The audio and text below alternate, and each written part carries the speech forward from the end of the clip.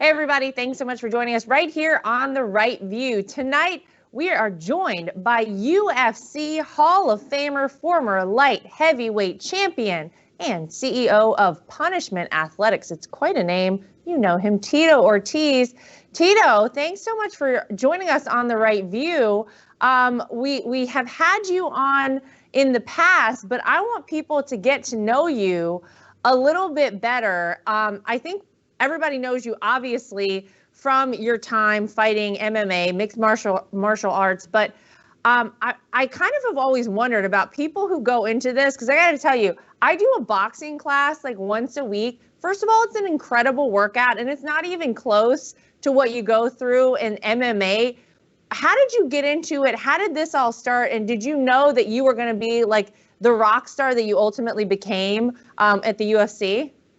Well, I think it really came down as a kid growing up, watching WWE, watching boxing with Muhammad Ali, Sugar Ray Leonard, Hagler. I mean, a lot of guys that watching boxing growing up, and then professional wrestling. Professional wrestling being more of a entertainment value, and boxing being more of the reality fighting style.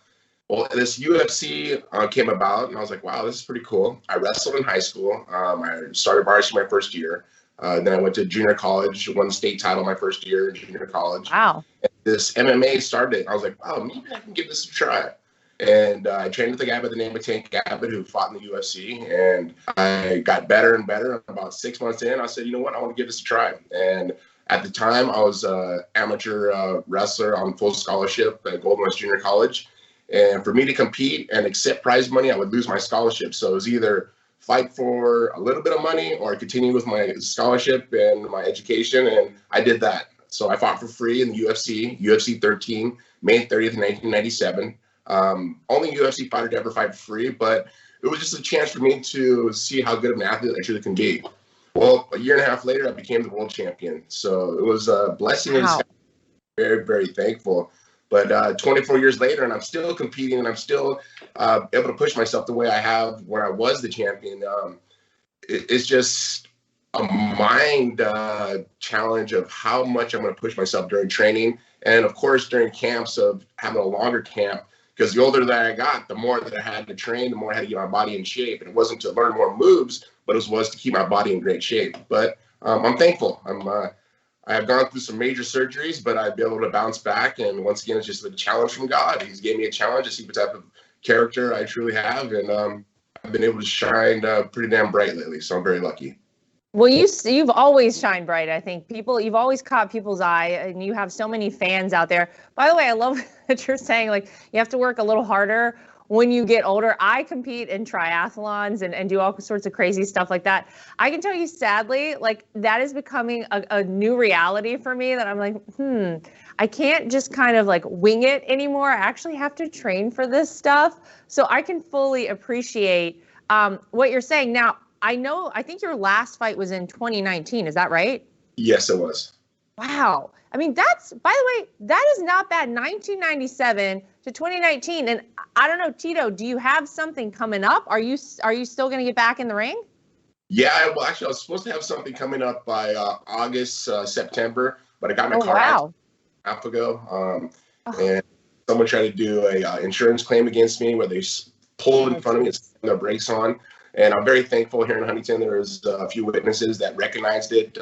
They actually wrote his license plate number down, and he ended up going to jail with assault with a deadly weapon. So I've had the last 2 months to kind of recoup my body, and I'm fine.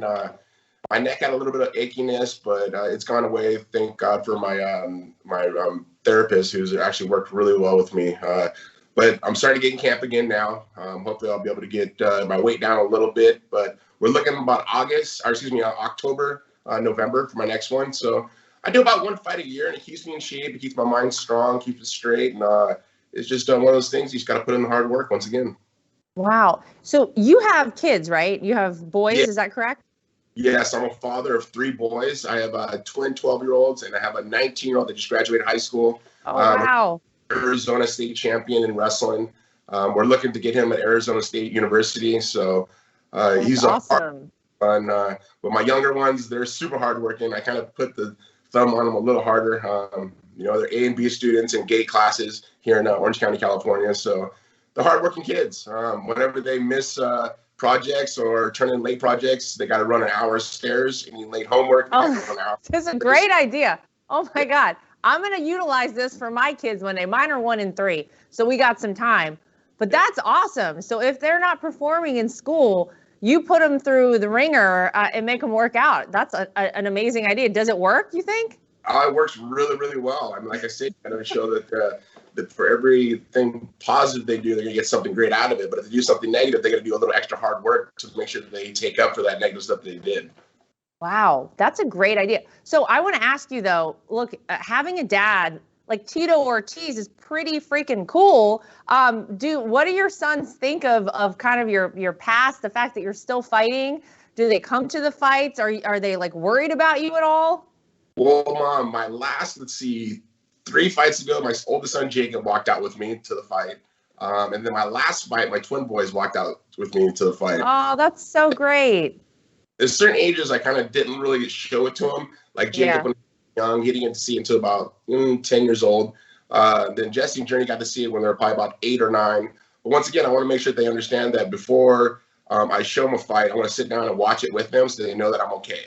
Like if I did lose but when it was time for them to watch it, I knew they could understand what was going on and how hard Dad works during camp. When I get my hand raised, or if I don't. I mean, luckily, in my last 3 fights, I've got my hand raised that my kids got to be a part of something magnificent, something just amazing for a child to enjoy. But once again, you guys are your own men. I'm Tito Ortiz. You guys are your own people. You're going to be better than I ever was. I'm going to make sure that I push you guys. So when I push you guys, you got to understand, you're going to fall once, I'll help you up. But you fall 2 and 3 times, you got to help yourself up. And these are the type of things that I've learned through my lifetime, and through school. Of course, being a physical education major, minor in special education.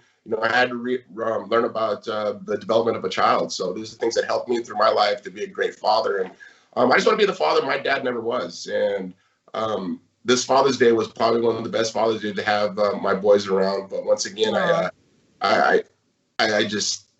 This is the hardest time of my lifetime that I've ever kind of experienced. I mean, I haven't watched the news in about a year. My kids, you're so much better off. Don't watch the news. It's terrible.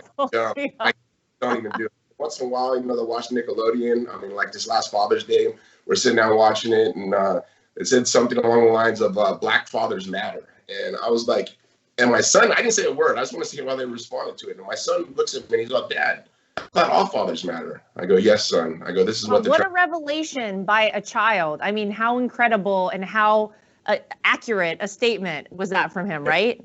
Yes. Wow.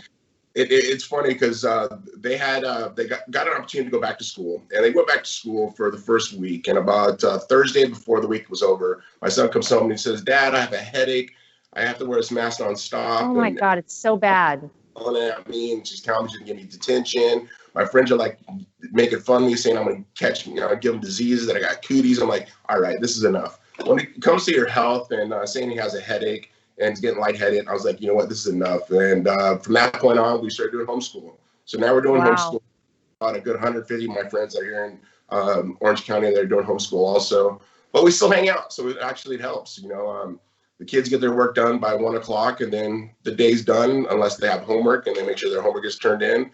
But I think it makes us more responsible as parents to be there for our parents to help them, or be there for our children to help them through classes or help through questions they have. And as I tell them, always question everything. I want you to always question everything, and I'll give you the answers, or we'll look it up and we'll find the answers. And I think it's just a part of being a parent. It's really important.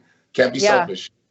Well, and by the way, it's so hard, I think, to homeschool kids, but I think maybe the silver lining in all of this crazy stuff that we've seen happen really over the past year and a half or so, first of all, with the schools being shut down and the kids being able to go back to school in some cases still remote learning for these poor kids, they're wearing the mask. You're telling us exactly what so many of these children have said. The masks give them headaches. It is so bad for these children. First of all, from a social development standpoint, they can't see the faces of the other kids. They can't see the faces of their teacher. They're not getting social cues.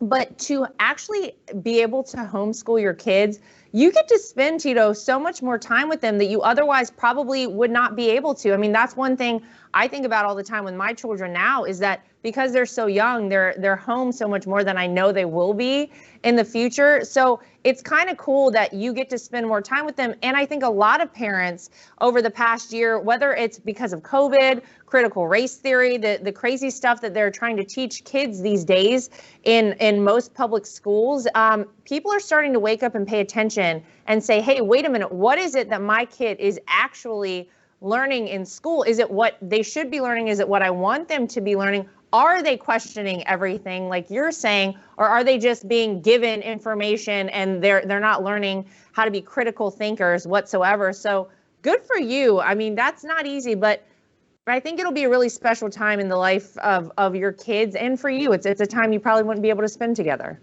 100%. And of course, I mean, I want to see what they're learning. I want to see what's what the schools are pushing on them or what the schools are trying to teach them. And I think that's very important. And we're able to do that now. And I love it. I like it. I mean, I have a little more control. And I just, once again, the critical race theory, I never understood that because, once again, I mean, being Mexican descent, I mean, I'm a mutt. I'm Mexican, I'm Irish, I'm French, I'm Portuguese. Probably most people are, Tito. Most people are a mix of so many different backgrounds, right? Like the idea that everybody is all one thing or another and we're all, that's crazy. I think America is a melding pot. And it is because we all have come from so many different backgrounds. It's ridiculous the notion that, that white people are bad and that, all this stuff that they continue to try and push on us. But I'm glad to hear you say that. I think it's really important. Yeah, it is. I mean, at the end of the day, people say, there's racism everywhere. Yeah, you are correct. But once people stop talking about racism, I think that's when it goes away, when they stop talking about it and they stop being a victim. I mean, I could have been a victim my whole life and I could have been in jail. I could have done drugs, I could have done gangs, I could have done that stuff. But I took a step back and said, you know what, let's be a positive person in humanity to get back in a positive environment, no matter what you do, what your color is, what your thoughts are, just do the right thing at the end of the day. And that's what's important. And that's what I want to teach my children. I mean, when my kids were 9 and they're in normal school and they come up to me like, Dad, I met this brown kid. He's such a cool kid. I was like, I'll introduce you to him. And it was a little black kid. My kids don't know anything about racism unless what they watch on television. That's right. That's exactly right. At me with a confused look like, Dad, I thought all fathers matter. And I'm like, son, this is what they're trying to teach us, to be separated, to be apart from each other. No, well, your friend at school, you didn't see a color. What you see was someone who was nice by their character. And Ortiz family, as what we judge people, is by their character, no more than that. Amen. And shouldn't that be what we all do? Just based on whether you're a good person, whether you have great character, whatever. I mean, it should never have anything to do with your physical appearance. But here we are in 2021. We know that everything gets politicized. I want to just briefly touch on something because I know, look, Tito, most people don't ever speak out about their political leanings, especially if they lean to the right, especially if you are a conservative these days. You can get canceled in a heartbeat. We know that. You have been very out front and outspoken when it comes to my father-in-law, when it comes to President Trump, when it comes to your conservative values. And you also decided to run for office in your hometown. And you sadly, I know, had an experience that I think a lot of good people who decide to run for political office have. They basically, I feel like these days, want to make it impossible and discourage people who have good intentions from running for political office. Tell me a little bit about that experience that you had. Well, once again, I'm born and raised here in Huntington Beach. I see the homeless population growing here. Our small businesses were closed because of COVID. And just the safety around Huntington kind of dwindled a lot. Back in 93, 94, 95, we're the safest city in America. And now we're, I think, 59th in our state of California. Wow. And there's some crazy things that have been happening over the last year. And I just thought, I'm a guy that has great views. And I, of course, love our former president, Donald Trump. I worked for him on the Apprentice. But at the end of the day, this is about America. This is about how can I help my city and how can I maybe wake some people up with what's going on around them. And last year when I took that red pill, as they say, it scared me because how vicious the left truly can be. I ran for city council here in Huntington Beach. I got the most votes in city Huntington Beach history. You won by 42,000 votes. Is that right? Yeah, 42,000. Wow. I believe. But once again, people like the views that I have. And once again, this is about America because I've traveled around the world. You know, I've been to Thailand. I've been to China. I've been to Venezuela. I've been to Cuba. I've been to other countries, and this is the only country in the world that is as great as it is. Yep. Well, a year ago. Now, it's a lot worse, and it's scary because people are so willing to give up everything to what we have right now. They want to erase our history. They want to cancel culture. It's just disgusting what's going on right now. And when I ran for city council, I didn't think it was as deep. The left was as deep as what is now at the city level, because it is deep at the city level. And they did everything they possibly could. Every single week, I was on the news.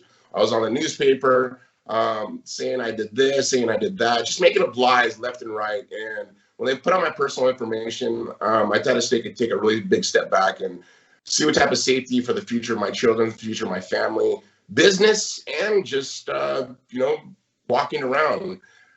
The safety was not doing good. I just had to take a big step back and just focus strictly on my family right now. How incredibly sad, Tito, by the way. That is, you ran and you won your race by a huge margin of victory. Very clearly, the people of Huntington Beach wanted you on that city council because you represented and reflected their views, and they knew that you would ultimately do things for your city that they would want to see happen. And because there were people that had a political stance that was different than you on the city council and probably elsewhere, they decided to try and make your life miserable, your family's life miserable, to basically run you out of office. It is despicable. It is disgusting. I'm so sorry that you had to deal with that. But I can tell you, nobody appreciates it more than I do, than our family, because they have been trying to do this exact thing to Donald Trump since the day he came down the escalator. They have tried to do it to every single one of us in our family. And you know what, Tito? You see the way they treat the Biden family. You see the way, I mean, my God, how many crimes has Hunter Biden admitted to committing? Talking about smoking crack. I know it's not illegal to smoke Parmesan cheese, but nonetheless, putting a firearm in a garbage can by a school, lying on a federal firearms application. These are crimes that any other person in America would probably be in jail for, yet because his name is Hunter Biden, don't worry about it. He is out of jail, no problems, no issues. In fact, he's selling artwork, Tito, to people all around the world who are probably buying political influence by paying exorbitant amounts of money for them. And yet you and I and our families are the ones trying to do the right thing, and you had to go through this. I am so sorry that that happened to you and your family. No, that's fine. I learned a lot. I look back on it, and maybe I shouldn't have done it. I shouldn't have brought myself to that level, but I had to bring myself to that level to understand of how vicious the left are. And it's just crazy that they're that willing to destroy someone's life to get they don't care at the city level. And it's, man, I once again, I had to take a step back, and I was just in Vegas just this last weekend, hanging out with a couple of my friends. And like, Tito, you should never buy yourself down to that level. You're so much of a better person than that. And I go, guys, I just wanted to help. All I want to do is help and be an honest man and do the right thing. So when I go to bed at night and look in the mirror, I can be honest with myself that I've tried to do the right thing. But to come to realize that people, that they're not honest. They'll say one thing and they want to do another. Oh, but if you have a D beside your name, you can get away with anything. You put an R beside your name and they will lie all day about you, and they will do anything possible to make your life a living hell, for sure. And by the way, I think it's incredibly admirable that you ran for this office, and it's incredible that you won by such a large victory. Yeah, and I mean, just recently I talked to Graham Allen from North Carolina, and he's running South for Carolina. South Carolina, excuse me. Yeah, great guy. Of course, I love the man. He has the same ideas as me, but I just said to make sure your banks are deep, because these people are going to attack you nonstop, and hopefully you come out on the other side wound free. But I mean, for me being a fighter, I've always fought back because I have the right beliefs that I think as an American that we need to have. I mean, these are my opinion, I believe, but I fought so much in my life to get where I am of hard work and dedication. I thought I could do the same thing on the political side of it, to come to realize that I'm not a politician. I can't swing from one side to another. I can't have a spaghetti backbone. I can't tell you one thing and then do another. I mean, this comes down just as parenthood of, I tell my kids one thing, I do that thing. I don't tell them one thing and I do another. Now, if it comes down where I have a conversation with my girlfriend Amber and the kids are there and they're listening, and then I go and I do something else besides the thing I was saying I was going to do in the beginning for our city, then I'm being two-faced. I can't do that. I got to show my kids through the values that I have in life that I'm able to show them how to be real men. I'm going to continue to do that. Now as a father, not as a father. Good for you. Well, look, you made the right decision for your family, and you had to do what you had to do.